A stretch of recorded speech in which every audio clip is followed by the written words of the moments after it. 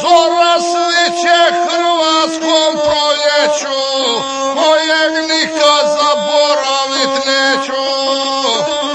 Mjesec svibanj, datum 30. Dan Hrvatske državnosti sveti. Nije bilo takovih proslava od krunjenja kralja Tomislava. Sa svih strana dolaze Hrvati, domovinu slavom ovjenčati. Stiže svijeta više milijuna, od Dubrave trga do Jaruna. Silni narod u Zagreb se slio, da bi Novi Sabor pozdravio. I doktora Tuđmana dičnoga, predsjednika pravog hrvatskoga. Izabran je Tuđman demokratski, s njim se diči sav narod hrvatski. Sveta misa kad je počimala, vjernika je puna katedrala. Franjo Tuđman i s njim Sabor cijeli, svoj blagoslov kardinali dijeli.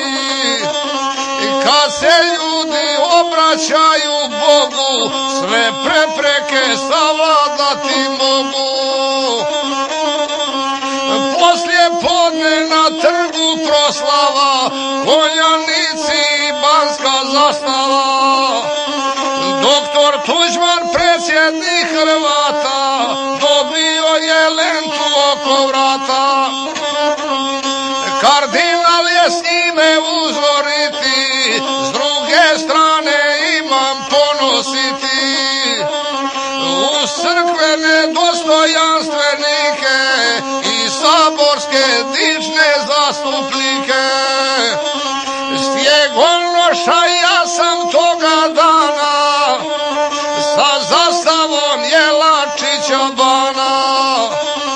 Začu glazbu Zrinskoga Hrvata, kad pozivlje junake na vrata. Zastava mi učini se laka, htjeo bih je dići do oblaka. Stijeg dižem, ne može se više, vjetar puše i zastavu njiše. Ruko moja moraš izdržati, smiješ pući, ne smiješ popuštati. Čini mi se nadnaravne sile, da su meni u pomoći bile. Doktor Tuđman narodu govori, uzmi pjesak na sve strane ori. A hrvatskom novorođenčetu u kolijevci dariva djetetu. Zlatnik pero kruh pod jastuk stavlja, predsjednika sav narod pozdravlja. Kardinal je pokraj njega stalo, svoj blagoslov djetetu je dalo. Dični imam djete blagosiva, za Hrvatsku Allaha poziva. Zastave se na sve strane viju, ljudi su se radosnice liju. Sad mi nije umrijeti žalo, kad sam ovo slavlje dočekao. Neka živi Hrvatska državnost, mir, sloboda, vječna